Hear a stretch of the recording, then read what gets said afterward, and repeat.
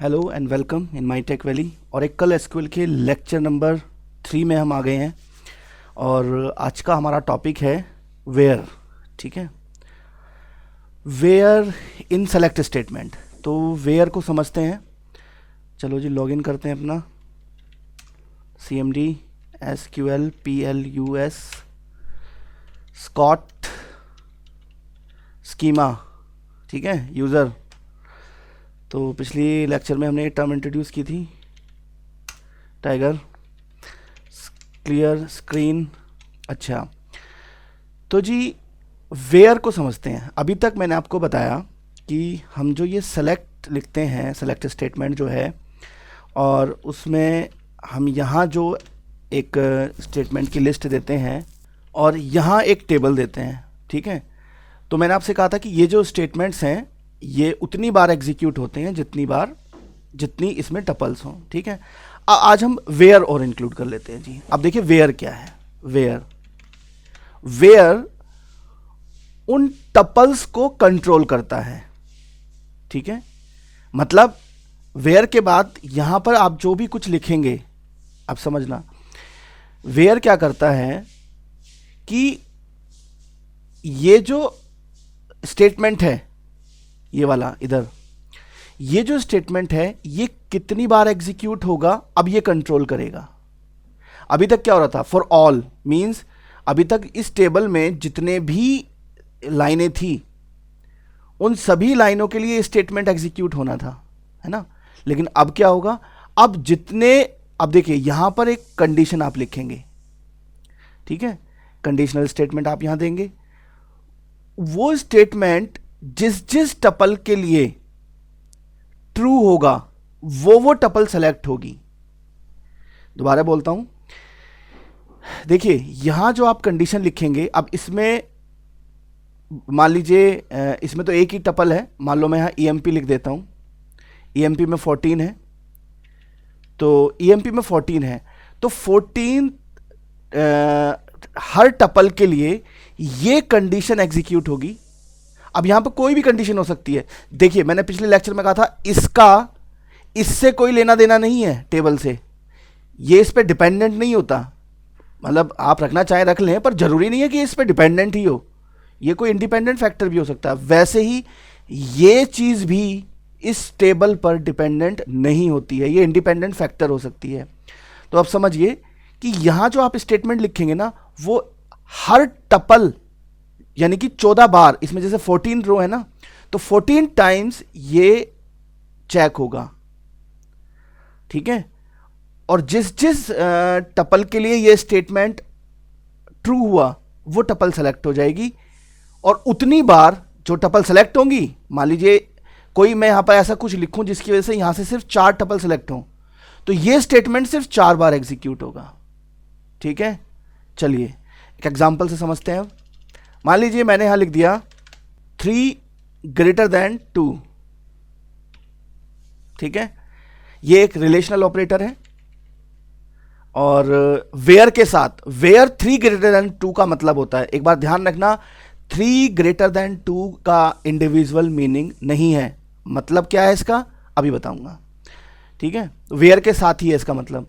तो where 3 greater than 2, चलो इतना तो समझ में आ गया होगा कि इसका मतलब ये ट्रू हो गया, है ना। अब एक बात बताओ, ना तो 3 का ना 2 का कोई मतलब है EMP से, EMP में ये कुछ है नहीं है। तो ये एक तरह का आपने एक ऐसा स्टेटमेंट लिख दिया है जो कांस्टेंट है। कांस्टेंट मतलब टपल के साथ साथ, अगर टपल सोचो अंदर इंटरनली टपल चेंज होंगी, जब ये सेलेक्ट स्टेटमेंट एग्जीक्यूट हो रहा होगा और वो हर टपल पे जा रहा होगा, टपल टू टपल जब वो मूव करेगा, तो ये स्टेटमेंट तो फिक्स है ना, जो कि ट्रू है। तो ये हर टपल के लिए ट्रू है। Enter 14 time. ठीक है, ये चीज समझ में आई। देखिए इसका मैं फिर बात करता हूं, इसका इस टेबल से कोई मतलब नहीं था। मैंने आपसे कहा था कि ये उतनी बार एग्जीक्यूट होगा जितनी इसमें टपल होंगी। अब वेयर आ गया है, जब वेयर नहीं था, अब देखिए स्टेटमेंट थोड़ा सा अटैच हुआ, ये उतनी बार एग्जीक्यूट होगा जितना यहां से सेलेक्ट होकर आएगा, क्योंकि वेयर अब वेयर से कंडीशन, हर टपल के लिए वेयर की कंडीशन मैच होगी, अगर वो ट्रू हो गई तो वो ये स्टेटमेंट उस टपल के लिए एग्जीक्यूट हो जाएगा। ठीक है, तो अब ये स्टेटमेंट उतनी टपल्स के लिए एग्जीक्यूट होगा जितने के लिए ये कंडीशन ट्रू होंगी। ठीक है, अब 3 ग्रेटर देन 2 ये कांस्टेंट एक्सप्रेशन था, कांस्टेंट स्टेटमेंट था, तो हर टपल के लिए चल गया, तो सारी टपल आ गई। चलिए जी, ये क्वेश्चन बड़ा पूछते हैं इंटरव्यू में भी, ऐसे लिख देते हैं 1 = 1। अच्छा, जो लोग प्रोग्रामिंग करके आए हैं उनके लिए मैं एक बात बता दूं, वो देखिए प्रोग्रामिंग लैंग्वेजेस में C++, जावा या और कोई भी लैंग्वेज आपने पढ़ी होगी हाई लेवल, उसमें ये असाइनमेंट ऑपरेटर होता है। मींस ये वैल्यू इधर वाले वेरिएबल में कॉपी कर दी जाती है। ठीक है, और इक्वलिटी ऑपरेटर होता है डबल इक्वल टू। यहां पर ऐसा नहीं है। पहली बात तो यहां पर ये ऑपरेटर नहीं है, ये ध्यान रखना, ना असाइनमेंट ना इक्वलिटी, ये स्टेटमेंट कह सकते हो आप एक तरह से। तो ये इक्वलिटी चेक करने के लिए आप लगाते हैं सिंगल, यहां इक्वलिटी चेक हो रही है, कोई असाइनमेंट नहीं हो रहा है। अब समझना हुआ क्या, आउटपुट तो खैर आपके सामने आ गया है, पर यहां हुआ क्या ये समझ लो कि 1 = 1 condition true for all tuples, तो यहां पर सारी टपल्स के लिए ये स्टेटमेंट एग्जीक्यूट हुआ, यानी कि हेलो प्रिंट हो गया। ठीक है जी, थोड़ा सा समझ में आया होगा, तो थोड़ा और देखते हैं। अब देखिए, मैंने आपको डिस्क्राइब कमांड बताई थी ना, EMP। ठीक है, इसका डिस्क्रिप्शन देखते हैं। इसमें यहाँ पर एक सैलरी है, ठीक है, सैलरी नंबर 72, ठीक है, और नेम है। तो चलो अब देखिए मैं क्या लिखता हूँ, सेलेक्ट। अब दोनों को मिक्स करके चलते हैं। देखिए मैंने अभी सेलेक्ट स्टेटमेंट, आप सोच रहे हो कि सेलेक्ट में वेयर बता रहा हूँ तो सेलेक्ट की कहानी खत्म हो गई, नहीं जी, अब ये जुड़ती चली जाएंगी, ये सारी चीज़ें इंटीग्रेट होती जाएंगी। तो अब देखिए मैं क्या लिखता हूँ, क्लियर स्क्रीन, मैं यहाँ लिखता हूँ सेलेक्ट नेम और सैलरी फ्रॉम EMP। तो अगर आपको, अब देखिए ये तो मैंने पिछली उसमें भी बताया था, पिछले लेक्चर में, यहाँ आप जो भी लिखेंगे अब इसका रिलेशन इससे है, हाँ तो ठीक है। अगर ये कॉलम, समझना, ये कॉलम इस टेबल में डिफाइन है तो इसी से ही उठेगा ना। मतलब होगा क्या, देखिए अब समझिए होता क्या है कि जब इसकी फर्स्ट टपल पर पॉइंटर था, मतलब इंटरनली एग्जीक्यूशन को समझिए थोड़ा सा, तो वहां पर नेम और सैलरी की वैल्यू क्या थी, वो ये वेरिएबल से रिप्लेस हो जाएगी। यानी कि ये स्टेटमेंट जितनी टपल्स हैं उतनी बार चलेगा और इन वेरिएबल्स की वैल्यू उससे रिप्लेस होती जाएगी। अच्छा, अब थोड़ा इसको ऐसे भी देखिए, मान लीजिए मैंने लिखा सैलरी +10, ठीक है, इससे क्या होगा, यहां पर भी वही चीज है। देखिए अंदर चेंज नहीं होते, सेलेक्ट स्टेटमेंट एक्चुअल टेबल में कोई चेंज नहीं कर सकता। कभी आप सोच रहे हो सैलरी में 10 जुड़ जाएगा, ऐसा कुछ नहीं है। अच्छा एक चीज़ और बताना, मैं यहाँ सैलरी लिखूँ चलेगा? बिल्कुल चलेगा जी। यहाँ पर सैलरी की वैल्यू प्रिंट हो जाएगी और यहाँ पर सैलरी में 10 ऐड होकर प्रिंट हो जाएगा। ये बात सीधे सीधे समझने के बजाय ऐसे समझा करो। ये अगर देखो ज़्यादा नहीं, 4-5 ज़्यादा 10 लेक्चर, अगर आप इतनी बात समझ गए ना, आपके दिमाग ने एक्सेप्ट कर लिया कि ऐसा कुछ होता है, तो आगे की कहानी आपको बहुत सिंपल लगेगी। और एकल में बहुत कुछ है तो आप बहुत कुछ पढ़ पाएंगे, अदरवाइज नहीं पढ़ पाएंगे। चीज़ों को सीधा सीधा देखते रहेंगे तो चीज़ें समझ में नहीं आएंगी फिर। तो देखिए ये स्टेटमेंट उतनी बार एग्जीक्यूट होगा जितनी आपको यहाँ से टपल मिल रही हैं, ठीक है। तो अब देखिए नेम प्रिंट होगा, सैलरी प्रिंट होगी और सैलरी +10 प्रिंट होगा, ठीक है। यहाँ पर 10-10 ऐड होकर प्रिंट हो गया। अच्छा अब देखिए, अब थोड़ा सा और चीज़ों को चेंज करते हैं। वेयर आज हम लेकर आए हैं ना, तो वेयर को इसमें इंट्रोड्यूस करते हैं। मैंने इसमें लिखा वेयर, मैंने कहा सैलरी। अब मैं इक्वलिटी ऑपरेटर बता रहा हूँ आपको, रिलेशनल ऑपरेटर है हमारा इक्वलिटी ऑपरेटर। इक्वल टू मैंने लिखा 810, 810 है ना यहाँ पर पहले वाला, सॉरी 800 सेमीकोलन, तो यहाँ पर एक टपल आ गई, ठीक है। तो हमारी बात वही हुई थी ना कि हमने कहा था कि जी वेयर के बाद, वेयर के साथ आप जो कंडीशन लिखेंगे वो जिस जिस टपल के लिए सेटिस्फाई करेगी वो टपल आ जाएगी, ठीक है।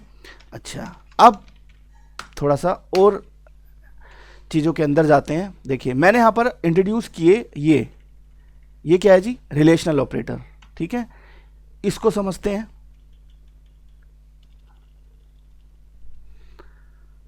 हाँ जी, तो रिलेशनल ऑपरेटर, चलो यहाँ पर एक कंडीशन लिख देते हैं। मैंने लिखा hello, hello equal to hello, और यहाँ पर लिखा हेलो।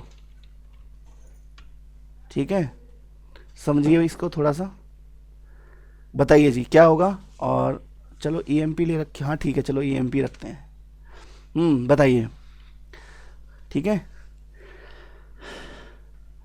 वेयर, वेयर में यहाँ पर रिलेशनल ऑपरेटर आपका, और ये स्टेटमेंट।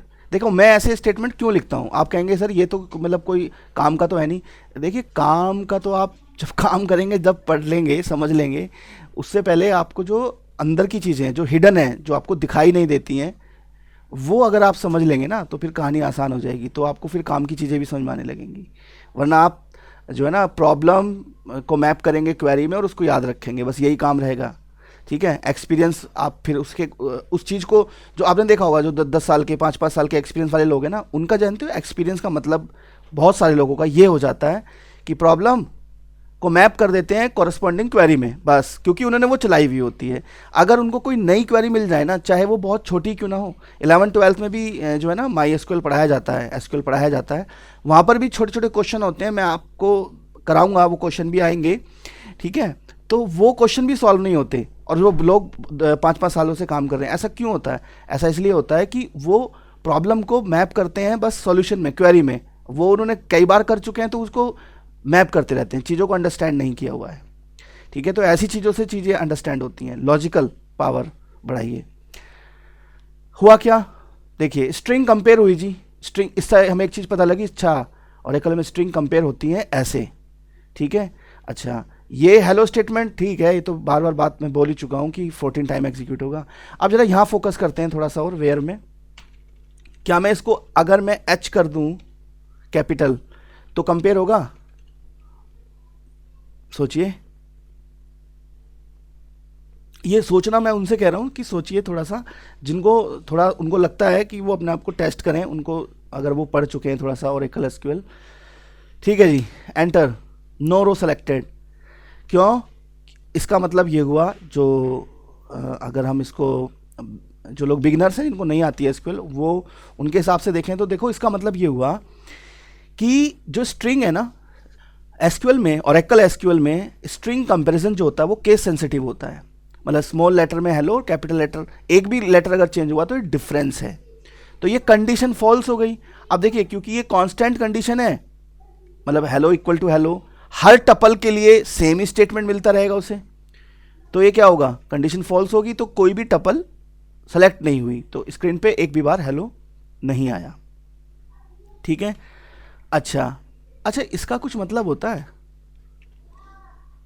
ऐसे ही पूछ रहा हूँ, हेलो लेस देन हेलो, ठीक है, नो रो सिलेक्टेड। देखिए इसने एरर नहीं कही इसने कोई एरर नहीं कही, रो सेलेक्ट होकर नहीं आई, तो इसका कुछ मतलब हुआ? चलो मैं लिखता हूं यहां पर, ठीक है,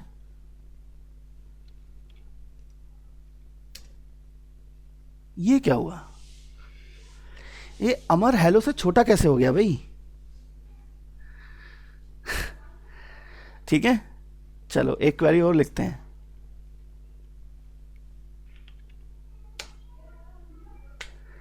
ये अमर बाबा से छोटा है,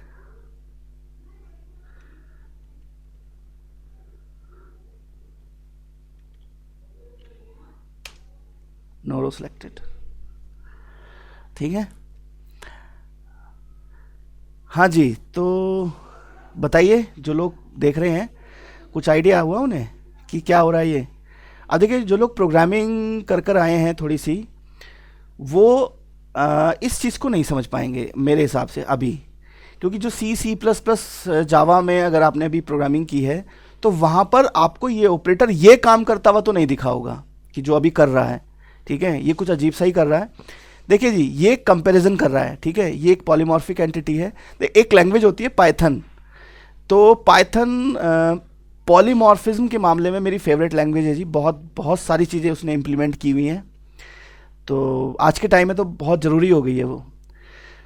पाइथन में आपको ऐसा बहुत कुछ एक्सपेरिमेंट देखने को मिलेंगे। पाइथन में है ना, मतलब पॉलीमॉर्फिज्म बहुत ज़्यादा है, चीज़ें एक ही चीज़ बहुत अलग अलग काम करेगी। जैसे यहाँ पर है और एकल में भी है, तो यहाँ पर लेस देन को ओवरलोड किया गया है स्ट्रिंग को कंपेयर करने के लिए, ठीक है। जनरली हमें मालूम नहीं होता है तो कि एक ऑपरेटर के अंदर भी इतनी फंक्शनलिटी हो सकती है, पता होना चाहिए। यहाँ हो क्या रहा है, यहाँ पर आस्काई क्रोनोलॉजिकल कंपैरिजन हो रहा है जी, American standard code for information interchange, ASCII value. समझिए कैसे, क्या हुआ। देखिए आपने लिखा अमर बाबा, तो हुआ क्या, ए की आस्काई वैल्यू छोटी होती है ना बी की आस्काई वैल्यू से। मान लीजिए ये मैच कर जाता, ए और ए मैच कर गए, तो अगला करेक्टर चेक होगा, एम की आस्काई वैल्यू छोटी है क्या ए से, नहीं जी बड़ी होती है, इसलिए एक भी रो सेलेक्ट नहीं हुई।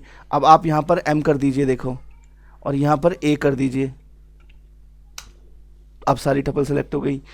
तो लेस देन, अब उसी तरह से ग्रेटर देन, तो यहाँ पर क्या होता है, आस्काई कंपैरिजन हो रहा होता है, आस्काई कंपैरिजन हो रहा होता है। अब आस्काई वैल्यू क्या होती है, देखिए हालांकि मैं सी वाली अपनी सीरीज़ में बता चुका हूँ। थोड़ा देखिए, अगर आप एसक्यूएल पढ़ रहे हैं और आप एसक्यूएल में इसलिए जा रहे हैं क्योंकि आपको प्रोग्रामिंग नहीं आती, तो आप थोड़ा गड़बड़ कर रहे हैं, ठीक है। मैंने देखा है बहुत सारे लोगों को, जो लोग इस तरह से एसक्यूएल में जाने की सोचते हैं ना, कि प्रोग्रामिंग से बच गए हैं या प्रोग्रामिंग झंझट लगती है तो एसक्यूएल कर लेंगे, तो जी आप ज़्यादा लंबा तो नहीं चल पाएंगे, आप परेशानी रहने वाले हैं, ठीक है। तो मेरा सजेशन ये है, बेशक आप डेवलपमेंट में नहीं जा पाए, सॉफ्टवेयर डेवलपमेंट में, या सॉफ्टवेयर डेवलपमेंट अच्छा नहीं लगता, दोनों ही केस हो सकते हैं, ठीक है। सॉफ्टवेयर डेवलपमेंट में जो है ना, डेवलपमेंट में, कोडिंग में, प्रोग्रामिंग में जॉब नहीं मिली, एक चीज़। दूसरी ये कि सॉफ्टवेयर डेवलपमेंट में आपका इंटरेस्ट नहीं है, दूसरी चीज़। लेकिन दोनों के होने के बावजूद मैं आपसे यही कहूँगा कि प्रोग्रामिंग ज़रूर सीख लीजिए, ठीक है। आपको सी प्रोग्रामिंग कम से कम अच्छे से, सी प्रोग्रामिंग वो नहीं जो बीटेक एमसीए में हुआ करती थी, वो तो कुछ और ही था, ठीक है। सी प्रोग्रामिंग ठीक से कर लीजिए, और मेरी सीरीज़ भी चल रही है सी की, उसी से रिवीजन कर लीजिए। कम से कम जो है ना सी पढ़ लीजिए। जो सिर्फ एसक्यूएल पढ़ना चाहते हैं, जो एसक्यूएल में फ्यूचर देख रहे हैं, सिर्फ प्रोग्रामिंग सी कर लीजिए, बहुत है, ठीक है। तो फिर उन्हें ये चीज़ें समझ में आएंगी, फिर वो अपना दिमाग चला पाएंगे, ठीक है। क्योंकि ये बना तो प्रोग्रामिंग में ही है जी, और एकल, और सारी एंटिटी प्रोग्रामेबल ही हैं, और इसमें अगर आपको आगे जाना है तो PL/SQL मिल जाएगी, वहाँ पर ये फिर ये दिमाग ख़राब करेगी। तो प्रोग्रामिंग से तो आप बच नहीं सकते, ठीक है। तो ज्ञान बहुत हो गया। अच्छा, अब ये ऑपरेटर हुआ जी। अच्छा, अब थोड़ा सा, अब मैं, हालांकि मैं ऑपरेटर में ज़्यादा अंदर नहीं जाऊंगा, पर वेयर को थोड़ा सा और समझते हैं। देखिए मैंने यहाँ लिखा सैलरी, मैंने लिखा लेस देन, मान लीजिए मैंने लिख दिया, चलो 2000 लिख दिया। अब देखिए क्या हुआ, तो इसका मतलब क्या हुआ, 2000 से 1 2 3 4 5 6 7 8 टपल थी जिनका 2000 से कम सैलरी थी, तो 8 बार हेलो आ गया। देखिए प्रिंट तो वो होगा जो आप यहां लिखेंगे, यहां से कोई मतलब नहीं है, यहां से कोई मतलब नहीं है, समझ रहे हो, मैं आपको ये समझाने की कोशिश कर रहा हूं। अच्छा, अब एक बात बताइए, लेस देन 3000, चलो इसका आंसर दे दो फटाफट, ठीक है। हाँ, अब देखिए सिस्टम लेकर तो बैठे नहीं होंगे, तो चला कर देखें, है ना। तो आंसर कैसे दें इसका, अब इसका आंसर प्रोग्रामिंग में जो लोग सी, मतलब प्रोग्रामिंग पॉइंट ऑफ व्यू से अगर हम देखें, तो इसका आंसर थोड़ा सा देना अब आसान था, नहीं था, पता नहीं, प्रोग्रामिंग में भी ऐसा किया है आपने, नहीं किया। वैसे आप लोग अगर ये सोच रहे हैं कि सैलरी 2000 से कम है और 2000 3000 से कम है, तो अगर कंडीशन ट्रू है, तो प्रोग्रामिंग के पॉइंट ऑफ व्यू से भी गलत है जी, ठीक है। और यहाँ चलो यहाँ देख लेते हैं, ठीक है। कमांड नॉट प्रॉपरली एंडेड, ठीक है। देखिए यहाँ पर मैंने आपसे अभी अभी एक टर्म यूज़ की थी, आपने शायद गौर नहीं किया होगा। मैं असाइनमेंट ऑपरेटर, जब मैंने कहा कि सी में ये असाइनमेंट ऑपरेटर है, इक्वल को, इक्वलिटी को, तो मैंने कहा ये यहाँ पर ये ऑपरेटर नहीं है। अब समझना, देखिए यहाँ पर ये कंपैरिजन जो है ना, ये रिलेशनल स्टेटमेंट बन रहा है, ये ऑपरेटर नहीं है, मीन्स ये कुछ रिटर्न नहीं करता। देखिए अगर इस चीज़ से कुछ रिटर्न हो रहा होता तो वो कंपेयर होता ना 3000 से। जैसे सैलरी प्लस 2000, अब ये चीज़ कुछ रिटर्न करेगी, ठीक है, और मैं लेस देन कर दूं 5000, ठीक है, तो ये इधर वाला एक्सप्रेशन कुछ रिटर्न करेगा, तब वो मीनिंग बनाता है। बना मीनिंग क्यों? क्योंकि उसने सैलरी में 2000 जोड़ा और उस सैलरी में 2000 जुड़ने के बाद वो चीज जब 5000 से कम आई तो उसने कंडीशन बनाई उसको, ठीक है, तब वो कंडीशन बनी। तो इसको आप ऐसे भी लिख सकते थे, ठीक। तो अब देखिए यहां पर ये चीज समझनी होगी कि ये प्लस ऑपरेटर है, ये ऑपरेटर नहीं है। मतलब ये अगर आपने ये लिखा ना तो आप फंस जाएंगे, ठीक है। तो जी वेयर स्टेटमेंट में हम जो अब कुछ रिलेशनल जो स्टेटमेंट्स हैं वो हम देखेंगे, और हमने बेसिक एक जो है ना एक बेसिक लुक देखा हमने वेयर का कि वेयर, अच्छा वेयर इंट्रोड्यूस किया हमने, अच्छा वेयर कुछ ऐसा होता है, ठीक है। अच्छा मैं एक बात फिर बता दूं, मैं बोल के पीछे भी बोला था, अभी पता नहीं गौर किया आपने नहीं किया, कि ये जो स्टेटमेंट है ये वेयर के साथ ही एलिजिबल है, ठीक है। इसका एलिजिबल क्राइटेरिया जो है ना वो ये है कि ये वेयर के साथ ही रहेगा। आप यहाँ लिखते हैं मान लीजिए 1 लेस देन 2, तो ये कुछ नहीं देगा आपको, 1 लेस देन 2 कुछ नहीं देगा। क्यों? क्योंकि जी ये ऑपरेटर नहीं है, ये रिटर्न नहीं करता कुछ भी। रिटर्न कर रहा होता तो प्रिंट कर देता। 1 + 2 रिटर्न करता है जी 3 दिखाएगा आपको, ठीक है।